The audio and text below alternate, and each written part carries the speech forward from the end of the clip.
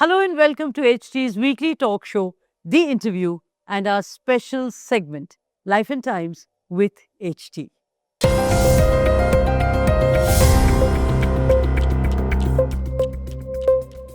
वो दिल के डॉक्टर हैं और दिल की सुनते हैं is what is said about him.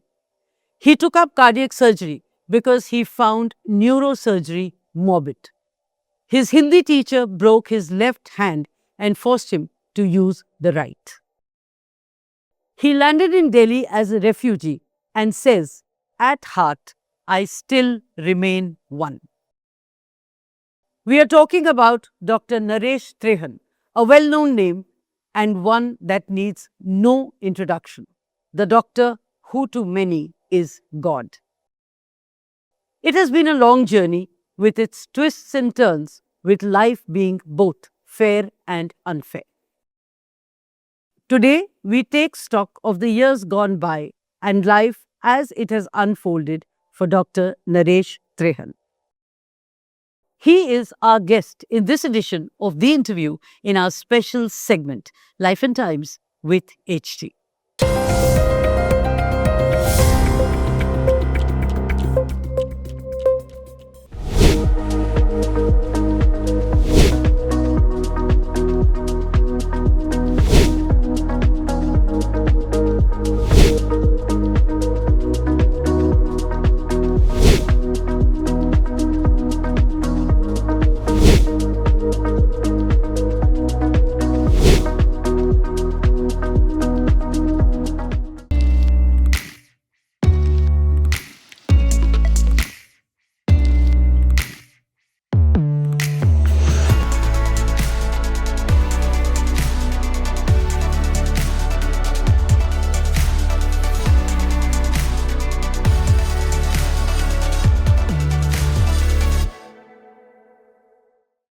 Welcome to the show, Dr. Naresh Trehan, and thank you for being here with us. Thank you.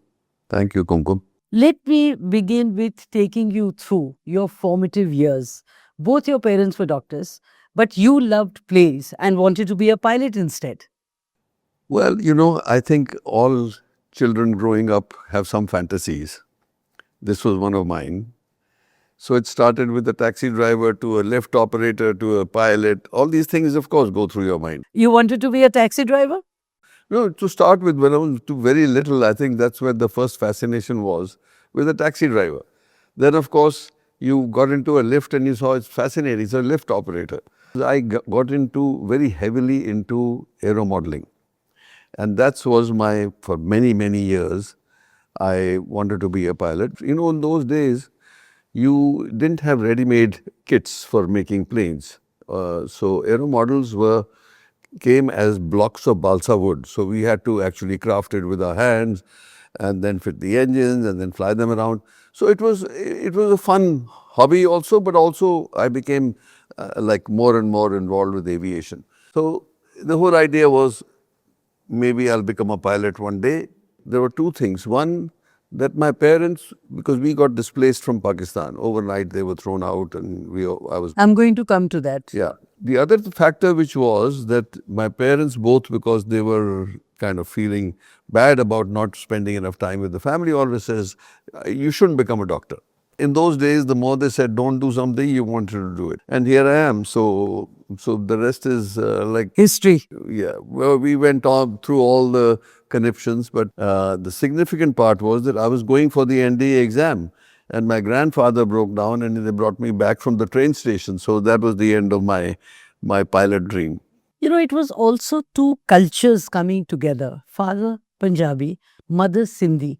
What were the lessons learned and unlearned from both? The influence of both cultures was very sort of constructive in a way that in the formative years, you could see the two cultures interplaying. If you look at Punjabi, like my grandfather and my father were very conservative.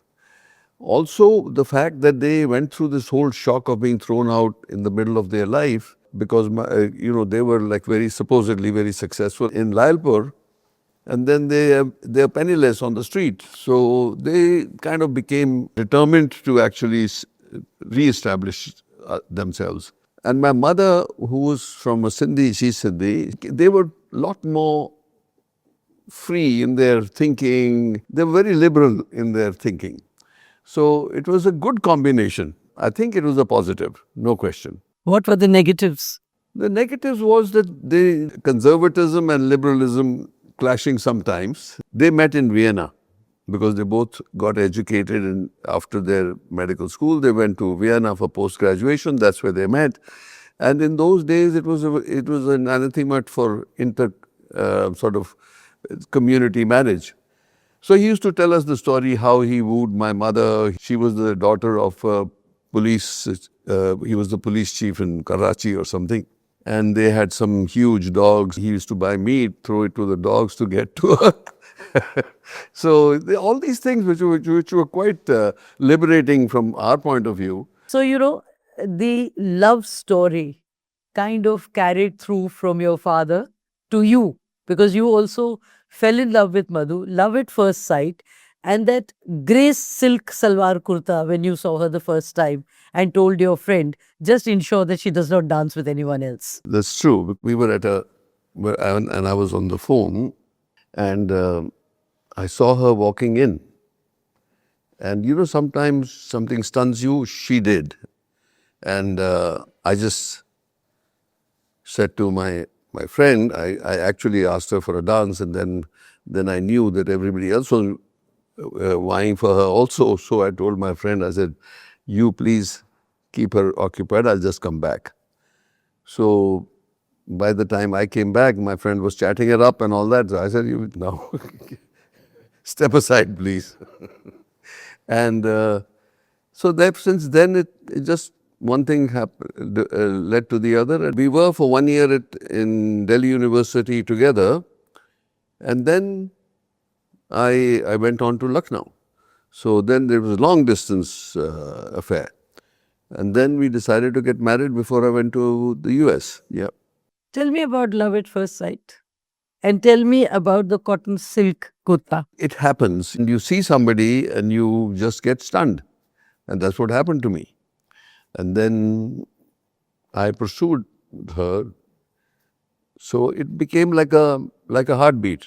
If I didn't talk to her every day, I would feel like the day is not complete. Parents were always conservative. Her parents, she had to lock the doors and talk on the phone. In fact, to quote you, her family was a nuisance, if I may use the term. No nuisance, but they were concerned. Once I finished my medical school, in my internship, I used to get only 250 rupees a month. I mean, that was our salary. And if we are talking about getting married, how do you support a family? Before we got married, I'd already gotten a job in the US. And I said, we'll be okay. We'll have to struggle in the very beginning, but we'll be okay. So I was working like 18 hours a day. Then she went to journalism to Columbia when we moved to New York. And that was a nice thing to happen because she also found her groove. While we were still in the US, she was called back by her father to start in India Today. So all this happened. So now, then when we came back, she started News Track. I had already started building Escorts Heart Institute. I was like all the time in the hospital. We just started Escorts Heart Institute. And there was like, nobody knew basically how to take care of complicated cardiac surgery patients.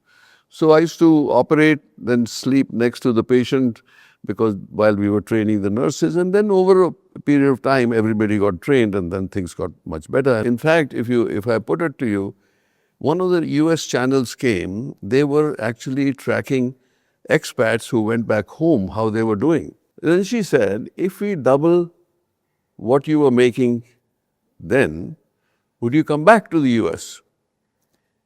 And I said, I'll tell you, I'm making 1/10 of what I was making, but I'm 10 times happier. It was a promise, if I remember, a promise which brought you back to India. No, this was not a promise to anybody else. Before we left, we had a very interesting study group, all students who were exploring that what is the best system for India. We were aware of, the capitalism, the socialism and communism and all that. So we used to invite different politicians from different disciplines and then they used to give lecture. Actually, it was in this house only that upstairs, now we rebuilt it because it was my parents' house. It was in this house only that this whole group used to meet. And when we said we are going to the US, they said, "Oh, you're abandoning us." We made a promise at that time that the purpose of going is to learn everything there is to learn about heart surgery and then come back. And we did, thank God. Look, till today, I believe that God gave Indians the best mind there is. Unfortunately, because of our history, British rule, and we have been plundered from all directions, that there is a twist in our thinking. So it becomes very difficult to walk straight. We still have the hangover of partition and the British rule and all that, but transformation is taking place. You're echoing what Prime Minister Modi has been saying. Slavery, colonialism. We are products of post-partition, okay, where we saw upheaval. And especially the Punjabis who were thrown out, and Delhi is full of people like that. And so you heard all the stories firsthand. That we are hoping that the next generation who had no exposure, who may have third-hand stories a little bit here and there, they would be liberated from the past and have this vision of India where you can take India. Okay. I get a sense that you and Mr. Narendra Modi, or Mr. Narendra Modi and you, seem to be on the same page on this. Yes, absolutely. I am an extremely proud Indian, and we have proved it. For 20 years I was in the US. I could do better than any American friend or anybody from anywhere in the world. We could outperform them, and we have done it. Except the grip of the old on the new has actually delayed things. Even now there are many obstacles. But we need to accelerate ourselves. You're right, Mr. Modi's thinking is basically oriented in the same way. He's the ultimate nationalist also. Now you can agree or disagree on some of the things, that's a different story. I was just coming to what you disagree with him. I don't like to get into politics, but what the commonality you already pointed out is the fact that we need to build India, and we don't need to apologize, and we are proud that he stands up. The fact is, this is the moment for us. This is the moment for India to establish its own destiny vis-a-vis who's going to influence us and why do we have to be economically dependent on anybody. The fact that we have the spine and we have a leader who has the spine makes a big difference. We just need to learn to walk straight. I still don't see it happening. There is still a long way to go in that. And that's what will determine the destiny of India. The more we can improve our work culture, the faster we can grow. Nobody has that kind of the young dynamism that is existing in India. You kept 90% of your promise, or perhaps 100% of coming back. Which are the areas which you feel still need to be plugged? Well, that's a dream story. I'll tell you, one of the biggest concern I have is that we need to maintain integrity of life. I find there are too many people falling prey to too many temptations. So much so that you compromise your integrity or your purpose of your profession or your soul. That's where the dividing line is. Patients are victims. A patient comes to you not because he loves to come to you. He comes to you because he needs you. And if you do not treat them with that respect and sincerity and integrity, then you have failed in your profession. And where are you losing? If you look at it to say, if I don't do these surreptitious things, I may not make enough money. I'll tell you, if you're a good doctor, you're sincere to your work and your patients, people will break the door down to come to you and give you money. Which is what happens with you? I don't want to use my example. I'd say it's a combination of the fact that very hard work, sincerity, integrity, and then a lot of luck. But you're one of the few, and I've seen this myself, who takes every call and is never not available to whoever may be calling. So, this is your calling actually. It's no favor to But anybody. is that right? Yeah, it's true. But I mean, before cell phones, it was beepers. I never switched my beeper off. I never switched my cell phone on 24/7. It's still on. And you take every call, Yeah, of course. every number. I mean, people call you when they need you, or nobody calls you in the middle of the night for social reasons. And I've learned this lesson many times. I'll give you an example.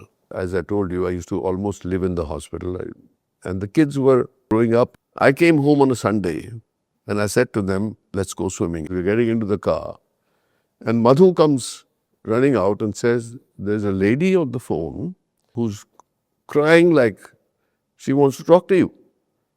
So I came back, and this lady is crying like unstoppable. I said, what happened?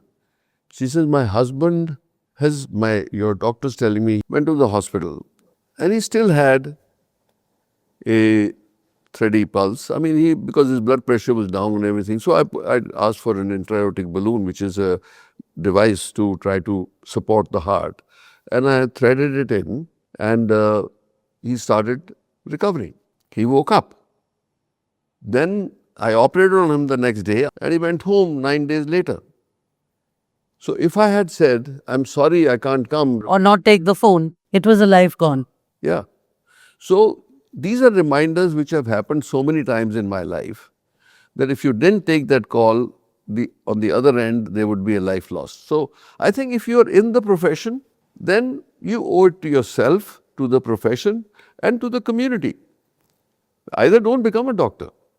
If you become a doctor, you must have the code of conduct that you must live with daily, day and night. On a lighter note, let me take you back to your childhood. And as a kid, you opened devices, practically every device, to see what was stuffed inside. No, how it worked. I used to, anytime they gave me for my birthday a watch, and by the evening I had it in pieces because I was always curious. And then if anybody asked me, what present do you want for your birthday, it was always a Meccano. Now it's Lego. So I used to be making things day and night. That was my passion. And then it was aero modeling after that when I grew up a little bit. And now as a surgeon, you open up people's hearts to see what is inside, if I may use that expression. Ah, okay. Yeah. This is one way of putting it. Yeah. Put it another way. Yeah, no, this is fine. So is it also really your childhood passion of opening everything? So there are several inputs here. Okay, so first thing, I love to work with my hands. I was born left-handed. I'm going to come to that story. So in my desire to create things, there's a lot of like satisfaction that you created something that would fly. My natural talent was curiosity, always wanting to know how things work, and working with my hands. Then the second thing that happened was, which was very distinct, and I still remember it very clearly, was in the fourth year of medical school. Our job was that people who had the heart valve was blocked, the blood was back up, their livers would get shot, and they would get fluid in their belly, and they were going to die. So our job was that there was a catheter put in the belly and the other one in the neck vein, and there was a small pump, and we kept rotating it so that that fluid can be put back into the blood circulation. Okay. So we would sit there, and it's a good time to reflect. You realize that this patient is going to die no matter, you're just prolonging the patient's misery. So that struck me as how helpless we were as doctors.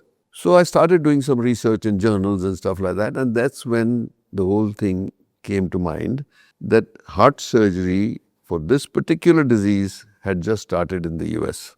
So I decided that why are we sitting here on a patient knowing what they have, knowing that there is an operation started already, and we are doing them a disservice. We are just prolonging their life to die miserably. So that's when I started applying for to the US. You know, working with both hands, your school teacher, your Hindi teacher, broke your left hand because you were left handed and he thought it was a stigma.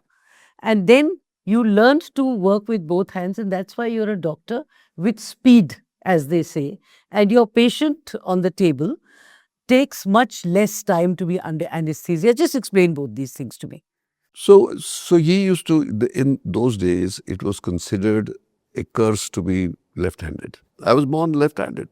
So he took it upon himself to break my knuckles and said, switch to the right hand. So I did. But what I realized when I became a heart surgeon or started operating, that I could operate with both hands. And that dexterity put you in a great advantage in the sense because if you look at, just a valve replacement, there are points which are difficult to actually put the stitches through with your right hand. It takes time and it also is not 100% perfect. Okay.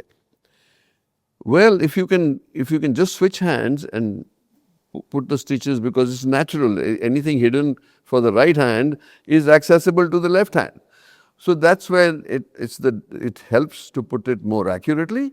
And not only that, it also speeds up the operation because if you look at it, when you are on a heart-lung machine, the clock is ticking. And the shorter time that you arrest the heart, the more successful the operation is. So it's a big advantage. So, in that sense, your Hindi teacher breaking your left hand was, if I may use the term, a blessing. And are you right-handed now? So I am mixed in one thing that when I'm playing cricket, I bat with my right hand, but I bowl with my left hand. So it's advantage both ways. So that blessing, you're right, and I used to curse him till when I realized what an advantage he had given me. In his belief, he was breaking my curse. Your memory of your father on a bicycle. The memory that I have is in bits and pieces because I was only 2-3 years old. I still remember there used to be a small seat on the front bar and a carrier at the back. Where your mother sat. Yeah, and I used to sit in the front.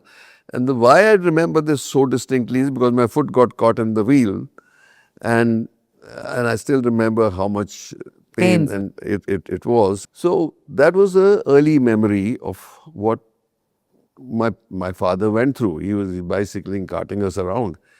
But the value system from that point of time, I'm still a little bit of a refugee, okay? I'm going to come to that. Oh. That in my heart, I'm still a refugee and I hate discarding. Not a little bit of a and I hate discarding old clothes even now. I'll come to that. So from the bicycle to the first car the family got, from growing up in that room where 14 people lived, to Hanuman Road, to golf links, upmarket. Just tell me, what has it done to you?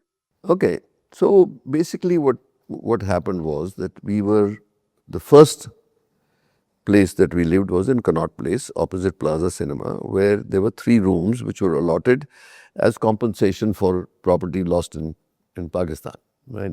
So in that, my father used to practice in one room, my mother in the other, and we used to live 4 of us. Then gradually my father established himself, so they happened to buy a place in Hanuman Road. So Hanuman Road, we were equally happy, but there was the very fact how it molded my life from there on is the important part. I used to see people coming because lots of people in Delhi were displaced. They were in the same shape as my parents were. And they were getting some odd menial jobs and stuff like that, but they needed treatment. So my father actually used to treat them free. And as part of their give back or gratitude, they would bring back whatever they would do. So there was this chef at Chelmsford Club who brought chicken. Right, who used to bring chicken, which I still remember. So tell me about that, and also the cobbler. So the 2 distinct memories that I have are, one is of that chef who used to bring this chicken because we used to eat it, I love it. And the other was the cobbler who actually made with his own hands shoes which were like for me and my sister And it was like very touching. So was that the time when you said, I think this is what I want to do, be a doctor, and maybe get chicken and shoes in return? Yeah, of course. And this it still happens. It still happens. I operated on somebody maybe 25 years ago, and he was poor, so I did it free. Till today, every year when the jamun season comes, him and his wife bring a box of jamuns from their tree, from the village. I mean, that's worth millions. People don't forget you for what you did for them. Most people, I would say. So, Most people, underlined. no, there are enough crooks in the world also. So from there, Plaza Cinema, Hanuman Road, bicycle, so on and so forth, to being now in this beautiful home in the upmarket area, how does it feel? Do you think I've been there, done it all?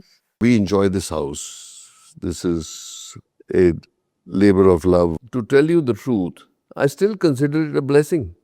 It's a combination of a lot of hard work, a lot of frontier thinking, but a huge dollop of luck.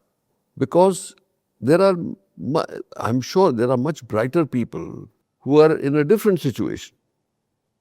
And the idea is that they have, like you say, what kind of hand did you get dealt? A lot of it is that people may have or may have not gotten the opportunity. May have gotten the opportunity and not seized it. Why I'm telling you about all this, that somebody's words can actually change your whole life. I told you that happened in Philadelphia. That if my chief had not said these words, I wouldn't have gone to New York. I wouldn't have known even. And I wouldn't have written that letter, and I would have been a different heart surgeon. Maybe I'd still be in the US. I don't know. But I'm telling you that to be blessed with a teacher like Frank Spencer, and God bless his soul, he was an amazing, amazing person who transferred skill, value system, respect to all of us. So, coming back to my original question, do you feel you've been there, done it all? No, I'm not done yet. till my brain works, till my hands work, and I check myself every morning if my hands are steady, let's go to work. So, I love what I do. It is my soul, okay? It's lucky to have that opportunity. It's very gratifying. We stop here, but there is more with Dr. Naresh Trehan. So stay with us and tune in next week in our special segment, Life and Times with HT, in our ongoing talk show, The Interview.